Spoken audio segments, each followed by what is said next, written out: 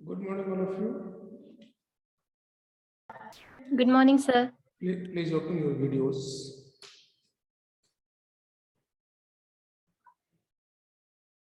Okay. Madhu, Amit, please open your Yes, video.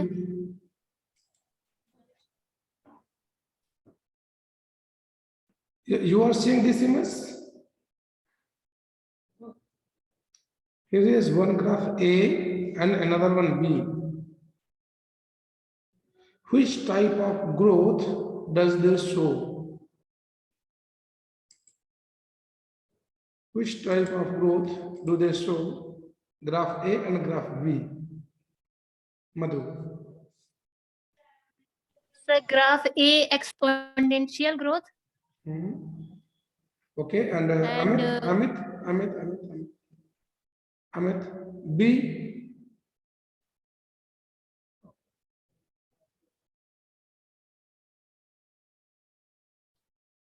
Amit Kumar.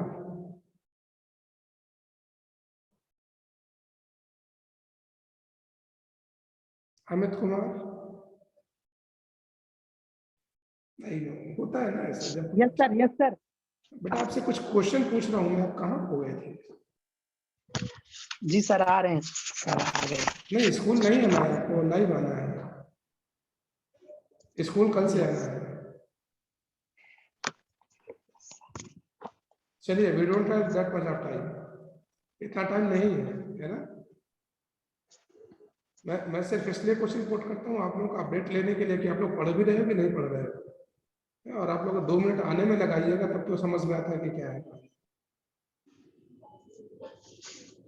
हो सकता है शाम को मैसेज आप लोगों को आ जाए, कल से आप लोगों का ऑफलाइन स्कूल स्टार्ट हो जाएगा,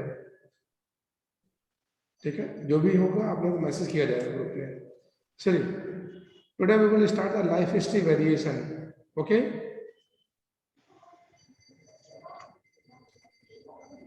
what do you mean by the life history variation? Basically, populations evolved to maximize their productive fitness, also called Darwinian fitness, right? जितने भी पॉपुलेशन है उसे सभी यही करते हैं कि भाई हम लोग हिट एंड फिट रहें, और हिट फिट रहने के लिए उनको जरूरी है कि उनका रिप्रोडक्टिव फिटनेस हो। अमित अपना म्यूट कर लीजिए फोन, ठीक है। जरूरी है उनका रिप्रोडक्टिव फिटनेस मैक्सिमम हो, और ये जो रिप्रोडक्टिव फिटनेस है this is termed as the R value, right. In the habitat in which they live, particularly जहां वो रहते हैं उनमें उनका जो रिप्रोडक्टिव फिटनेस है उसे हम कहते हैं R value. Under a particular set of selection pressure, organism evolve toward the most efficient productive strategy। देखो, जब तक अकेले डेवलप हो रहे हैं तब तक तो कोई प्रॉब्लम नहीं है, लेकिन अगर कई स्पीसीज साथ में डेवलप हो रही हैं तो उन स्पीसीज में रिसोर्सेज के लिए फाइट होना स्टार्ट होगा। सही बात है कि नहीं? पक्का है कि उसके लिए फाइट स्टार्ट हो जाएगा। तो फाइट होने का मतलब कि अब ज्यादा वही बढ़ेगा जिसका सिलेक्शन ज्यादा होगा, हाई सिलेक्शन होगा, या जिसकी आर वैल्यू ज्यादा होगी, right. It means here the selection pressure is applied. क्या हो रहा है यहाँ पर? सिलेक्शन प्रेशर अप्लाई हो रहा है। Okay, organism evolve toward the most efficient reproductive strategy. Some organisms breed only once in their lifetime। कुछ ऐसे हैं जो जीवन में सिर्फ एक बार रिप्रोडक्शन करते हैं, है ना। जैसे पैसिफिक सलमान फिश और बम्बू। अल्टीमेटली मैं कुछ चीजें इसके पहले बोल दूं आपको। देखो, हमने अभी तक जो पढ़े थे हमने देखा जो स्मॉल ऑर्गेनिज्म होता है वो थाउजेंड्स एंड थाउजेंड्स एग ले करते हैं, सही बात है ना। और उनसे जो ज्यादा थोड़ी सी एडवांस हुए वो उनसे कंपेरेटिवली कम एग ले करते हैं, और जैसे जैसे एडवांस होते चले जाइएगा नंबर ऑफ ऑफस्प्रिंग कम हो रहा है। इसमें एक चीज और देखिएगा, जहां पर थाउजेंड एंड थाउजेंड्स एग लेके जा रहे हैं, वहां किसी भी तरह का कोई पेरेंटल केयर नहीं है। एग लेकर दिया गया, वो जिए तो उनका भाग्य, मरे तो उनका भाग्य, कोई वो नहीं है। प्रेडेशन भी हो सकता है, हाँ नेचुरली वो इवॉल्व करने की कोशिश करते हैं। एक एग्जाम्पल लेते हैं फ्रॉग का। फ्रॉग में जो फीमेल फ्रॉग है वो एग बाहर प्रोड्यूस कर देती है और उसी टाइम पर जो मेल है वो स्पर्म रिलीज कर देता है। फर्टिलाइजेशन भी एक्सटर्नल होता है और एक जेली लाइक स्ट्रक्चर में पूरा का पूरा एम्बेडेड रहता है। ठीक है, वो जेली लाइक स्ट्रक्चर उसको वाटर में फ्लोट करना और सनलाइट से भी बचाना और प्रेडेटर से बचाने, इन सब में हेल्प करती है। इसके अलावा अब फ्रॉग का कोई रोल नहीं, वो ऑटोमेटिकली धीरे धीरे करके डेवलप होंगे, टाइडपोल बनेंगे, टाइडपोल से फिर एडल्ट बनेंगे। और ये सब करते करते उन्होंने मान लीजिए 1000 एग ले किए थे, हो सकता है 8 या 10 फ्रॉग जाके तैयार हो, 8 to 10, और उनमें भी कोई खा जाता है लार्वा को, कोई कुछ, उनमें भी मुश्किल से 2 या 4 फ्रॉग ही तैयार होते है ना। ये नेचुरल सिलेक्शन है, नेचर नहीं सिलेक्ट कर पा रही है। सोचिए क्या हो अगर थाउजेंड्स से एग डेवलप हो जाएगा, तब तो हमको चलने के लिए पैर रखने की जगह नहीं मिलेगी, है ना। पहले पैर की उंगली से बोलेंगे अरे हट यार थोड़ी सी पैर रखने दे मेरा, वो कहेगा टर मैं नहीं हटाऊंगा, चलो तुम हटो, दूसरा रास्ता चुनो, कितना मुश्किल हो जाएगा। आप लोगों ने देखो ना जो टिड्डी दल होता है, उनको देखिए उनकी संख्या बढ़ गई तो क्या कंडीशन होती है, लगता है इतना छोटा सा कीड़ा ये किस काम का, ऐसे कर देंगे हट जाएगा। लेकिन जब ये अपना रिप्रोडक्शन करना शुरू करते हैं, इतना इनॉर्मसली बढ़ते हैं कि पूरा के पूरा एरिया बंजर कर देते हैं, एक भी फसल नहीं बचती, ये कंडीशन है ना। तो इनकी रिप्रोडक्टिव फिटनेस तो है। अच्छा, अगर आप हायर ऑर्गेनिज्म में जाइए, डॉल्बीज वगैरह को देखा जाता है 2 या 4 पपीज देते हैं, लॉयन के भी 2 या 4 कब होते हैं, काऊ और बफेलो एक एक ही देती है ना, गोट 1 या 2, और नॉर्मली ह्यूमन फीमेल भी एक single child, sometimes twice, twins हो जाते हैं समटाइम्स, है ना। तो अल्टीमेटली हो क्या रहा है कि ये पूरा देख तो रहे ना कि भाई हमारा जो ऑफिस किस कंडीशन और सर्वाइवल के चांस ज्यादा है। यहां पर पेरेंटल केयर पाया जाता है, जब पेरेंटल केयर पाया जाता है तो वो अपनी energy they will not spend to release so many egg and offspring, this energy is supplied in the parental care। Energy तो सब जगह लगना है, चाहे ढेर सारे एग प्रोड्यूस करना, चाहे पेरेंटल केयर करना, वो अपनी एनर्जी कहाँ लगाएंगे, पेरेंटल केयर में। जैसे ह्यूमन में छोटा सा एग्जाम्पल ले ले, गांव में आज भी ये कॉन्सेप्ट चल रहा है, अरे भैया ये तो सब अल्लाह मियां की देन है, 2 4 10 बड़े आराम से चल रहे हैं। उनसे पूछो भैया पढ़ता कहाँ है, अरे बोले पढ़ने वढ़ने नहीं जाता, पढ़ता ही हुआ है, इनको स्कूल भेजे तो भाग आते हैं, मिड डे मील चलता है तो मिड डे मील खाते हैं फिर भाग आते हैं बस। अरे ऐसे में इनका क्या होगा, इनका भविष्य का क्या होगा, अरे क्या होगा भविष्य का, यहाँ वहां जाएंगे कमाएंगे खाएंगे अपने चुनेंगे, यही होता है ना। अच्छा, जो थोड़ी बहुत पढ़ लिख गया है, थोड़ी बहुत मेहनत किया, डेवलप करने की कोशिश की अपने आप को, वो क्या सोचता है कि हमारे पास में 1 या 2 ही हो जिनको मैं अच्छे स्कूल में पढ़ा सकूं, अच्छा भोजन दे सकूं। तो यहां पर देखो सिलेक्शन प्रेशर आ गया कि नहीं आ गया, मैं आपको जिसकी बात करता हूं सिलेक्शन प्रेशर, अब समझ में आ रहा है। दोनों की अपनी अपनी सोच है, जिसके 10 है वो ये सोच रहा है कि ये लोग जाएंगे सूरत पंजाब कमाएंगे, 10-10 हजार लाएंगे, 10 लोग लेकर जाएंगे, 1 लाख का महीना मेरे पास आएगा, वो भी खुश है। दूसरा क्या कहता है, कहता है मेरा अकेला एक ही रहेगा, इसको अच्छी शिक्षा दीक्षा देंगे, या तो अपना बिजनेस सेटअप करेगा, एक अच्छी जॉब में जाएगा और अकेला 1 लाख रुपए का महीना लेके आएगा। कंपटीशन दोनों जगह है, जरूरी नहीं कि उन दोनों को 10 को जॉब मिल ही जाए 10-10 हजार की, और जरूरी नहीं कि ये भी सिलेक्ट हो जाए, लेकिन हमने सोचा कि यार ये तरीका ज्यादा बेहतर है सर्वाइवल के लिए, सिर्फ नेक्स्ट ऑफिसमेंट तक नहीं है बल्कि फ्यूचर जनरेशन के लिए भी ज्यादा बेनिफिशियल है। ठीक है, तो ये है सिलेक्शन प्रेशर, नेचर कैसे ऑर्गेनिज्म को ज्यादा सेलेक्ट करेगी। ठीक, तो कुछ ऑर्गेनिज्म के ये तरीका हो गया, कुछ दूसरा क्या हो गया, कुछ ऑर्गेनिज्म ने ये तय किया कि हम साल में सिर्फ 1 बार ब्रीडिंग करेंगे, कुछ ने कहा 1 बार से क्या होगा हम साल में कई बार करेंगे, तब जाकर के बात बनेगी। सही है ना? तो उनमें से एग्जाम्पल आ गया जो only once they are life time, पूरे जीवन में सिर्फ एक बार वो रिप्रोडक्शन करेंगे और उसके बाद फिर नहीं करेंगे। ठीक, उसके example salmon fish and bamboo. While other breed many times number, दूसरी ब्रीड्स हैं वो कई टाइम्स देते हैं, जैसे मोस्टली बर्ड्स एंड मैमल्स। सही है ना? जीवन में कई बार वो रिप्रोडक्शन करते हैं। रिप्रोडक्शन का मतलब यहाँ से पॉपुलेशन या मेटिंग से नहीं है, बल्कि to produce the young one से, याद रखिएगा। ठीक है? Some produce a large number of small size offspring, कुछ ऐसे हैं जो स्मॉल साइज के ऑफस्प्रिंग प्रोड्यूस करते हैं और बहुत लार्ज नंबर में करते हैं, बहुत ज्यादा संख्या में, जैसे oyster, pelagic fishes, frog, insect, grasses, हम इन सबको इसमें ले सकते हैं, है ना? While other produce a small number, एक क्या कर रहा है, लार्ज नंबर और स्मॉल साइज ऑफ स्प्रिंग। दूसरे क्या है, a small number and large size offspring, मतलब संख्या में कम होंगे लेकिन बड़े साइज के होंगे। ठीक है? एग्जाम्पल बर्ड्स एंड मैमल्स, अभी जो मैंने आपको जितने एग्जाम्पल दे दिए। अल्टीमेटली इनको लग रहा है कि सिलेक्शन इस तरह से ज्यादा बेहतर है, तो इन्होंने एक लंबे समय के बाद में नेचुरली अपने आप को इवॉल्व किया इस तरह की चीजों के लिए।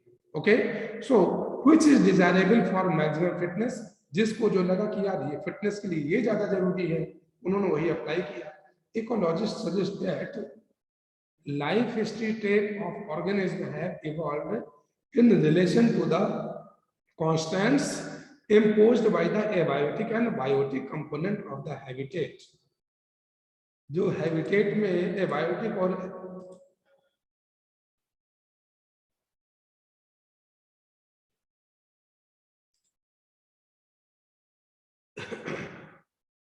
एबायोटिक और biotic components of the habitat in which they lives. Overall ecologist ये कह रहे हैं कि जिस हैबिटेट में वो रह रहे हैं वहां की क्या सिचुएशन है, उसके अकॉर्डिंगली वो एक्ट करते हैं। ठीक है? आप ऐसे समझिए, मैं एक एग्जाम्पल देता हूं तो प्रिडेशन से। कुछ ऐसे लोग होते हैं जो उनका बहुत ही सीधा शांत जीवन है, जिसको किसी से कहीं कोई दुश्मनी नहीं है, वो सोचता है यार मेरा किसी से क्या लेना, एक बच्चा में मेरा काम चलेगा। अगर किसी का किसी के साथ कोई प्रतिद्वंदिता है, किसी तरह की कोई शत्रुता है, वो लोग क्या करते हैं, अरे भैया हम लोग दुश्मनीदार लोग हैं, कम से कम 2 बेटे, 2 या 2-3 बेटे तो होने चाहिए, एक मजबूती होगी, फ्यूचर की सिक्योरिटी होगी, क्योंकि आजकल अकेला बेटा समझ करके लोग दुश्मनी भर जाते हैं, वगैरह वगैरह सारी चीजें होती है ना, समझे? राइट? तो उनकी अपनी, अच्छा यहां से मतलब क्या है, प्रेडेशन से। तो जिनको जितना ज्यादा प्रेडेट होने की आशंका है वो कोशिश करेंगे कि हमारे ज्यादा ऑफस्प्रिंग हो। अगर 2-4-10 प्रेडेशन में मर भी जाएंगे तो भी हमारा सर्वाइवल चलता रहेगा। ऐसा ही है ना? ऐसा ही है ना? ठीक है? तो वो ये कोशिश करते हैं, तो उनकी जैसी सिचुएशन है, उनका हैबिटेट जैसा है, जिस तरह के हैबिटेट में वो रह रहे हैं उसके अकॉर्डिंगली वो वहां के जो बायोटिक कंपोनेंट उनके लिए कितना फेवरेबल अनफेवरेबल है, एबायोटिक कंपोनेंट कितना फेवरेबल अनफेवरेबल है, इन सब को लेकर के वो फर्दर अपने लाइफ हिस्ट्री को प्लान करते हैं। Okay, evolution of life history traits in different species is currently an important area of research being conducted by the ecologist। और ये जो evolution of life history traits है, इसको लेकर के इस समय बहुत ज्यादा रिसर्च किया जा रहा है, क्योंकि हम पूरी ओवरऑल स्टडी तो नहीं देख सकते हैं उनकी, लेकिन अगर केस स्टडी पूरा करें तो हमको बहुत सी चीजों की जानकारी मिल सकती है ना? आप लोगों ने पेडिग्री एनालिसिस पढ़ा था ना? पेडिग्री एनालिसिस में मैंने बताया था आप लोगों को कि देखो किसी ह्यूमन पॉपुलेशन को स्टडी कर पाना मुश्किल नहीं है। सपोज मेरा 100 ईयर है एज, अगले बंदे का 100 ईयर है, उससे कितनी साइकिल में रीड कर पाऊंगा? एक भी तो नहीं कर पाऊंगा, क्योंकि मान लो मैं इस लायक बना 30 ईयर्स की एज में, ठीक है, और अब जो बच्चा प्रोड्यूस हुआ है, जिसका जन्म हुआ है, उसकी अभी स्टडी करना शुरू कर दिया, तो जब तक वो 70 का होगा तब तक हमारा राम नाम सत्य है। तो अब उसकी आगे वाली पीढ़ी की स्टडी कौन करेगा? दूसरा कोई करेगा करके, दूसरा करेगा वो भी, इसका भी यही हाल होगा। लेकिन अगर केस स्टडी करें तो हम 10, 20, 50, 100 पीढ़ी, पूरी जनरेशन को लेकर के उनकी केस स्टडी करके और कोई ना कोई एक कंक्लूजन, कोई ना कोई एक रिजल्ट निकाल सकते हैं, है ना। तो इस समय बहुत से साइंटिस्ट या इकोलॉजिस्ट हैं जो इस पर रिसर्च कर रहे हैं, इनके लाइफ हिस्ट्री ट्रेट को समझने में। ठीक है, चलिए, जब हमने इस चीज की बात किया तो एक सामने आ जाता है population interaction. Population interaction, population interaction का मतलब एक चीज है बेटा कि जितनी भी पॉपुलेशन नेचर में एग्जिस्ट कर रही हैं, जैसे हम अपनी बात कर लेते हैं, चलिए, we are the human being, हम सफिशिएंट हैं, हमें किसी की जरूरत ना है। ठीक है, हमें जो जरूरत है हम नेचर से ले लेंगे, जो जरूरत हम खुद प्रोड्यूस कर लेंगे, पक्का। हमें किसी एनिमल की, किसी भी प्लांट की, किसी चीज की जरूरत, अरे नहीं नहीं नहीं, प्लांट की जरूरत है ना, एनिमल की जरूरत नहीं है, अपन सर्वाइव कर जाएंगे। ठीक है, तो हम लोग तोता क्यों पालते हैं? वो सिंगिंग बर्ड है ना, सिंगिंग बर्ड अच्छा लगता है हमको। डॉगी क्यों पालते हैं?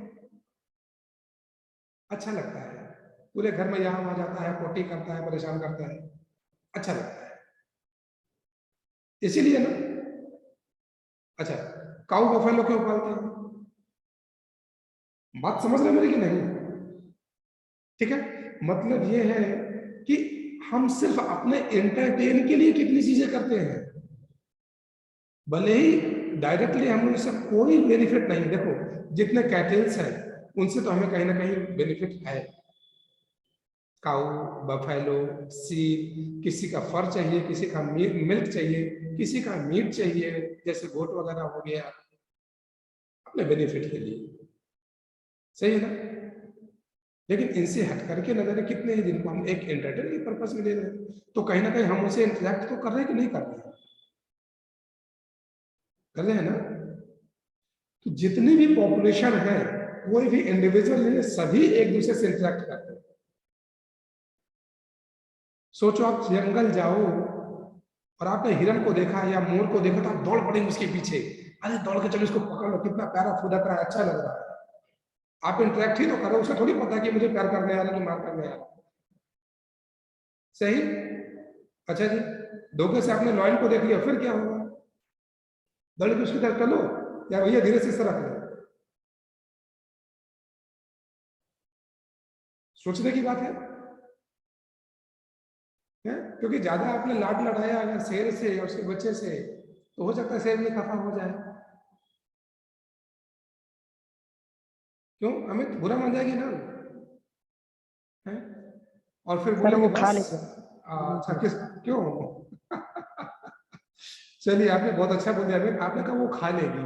अब बस इसी पॉइंट को समझिए, पूरे नेचर को गौर करो, हर जीव किसी न किसी का भोजन है। तो आप ही बताओ, पॉपुलेशन एक दूसरे से इंटरेक्ट कर रहा है कि नहीं कर रहा है? घास पात को हिरन खा जाता है, हिरन को लायन खा जाता है ना। पूरे इकोसिस्टम देखो, घास को खाया टिड्डे ने, टिड्डे को खाया फ्रॉग ने, फ्रॉग को खाया स्नेक ने, स्नेक को खाया ईगल ने, सॉरी मोर ने, पिकॉक ने, और पिकॉक को खाया लायन ने। और लायन को कोई खाता है तो खाता, नहीं खाता तो रहने दो, जब नेचुरल डेथ होगी तो उसको खाएंगे डिकम्पोजर्स, सही है। और डिकम्पोजर्स नेचर में फिर उनको इंग्रेडिएंट को डेसिपिएट कर देंगे। तो देखो, पॉपुलेशन सभी एक दूसरे के, आपने कहा ना खा जाएगी, बस इसी चीज को समझिए कि सभी अपने फूड के लिए या अपने पर्सनल किसी न किसी रिक्वायरमेंट के लिए ये एक दूसरे से इंटरेक्ट करते हैं। ठीक है, अच्छा, दो लोग इंटरेक्ट करते हैं दो मकसद से। कुछ लोग एक दूसरे को हेल्प करते हैं, तेरा भी फायदा मेरा भी फायदा, है ना। अब किसी के भैया की शादी हुई थी, उस शादी में उसको मोटरसाइकिल दहेज में मिली, अमित के भैया की शादी हुई थी।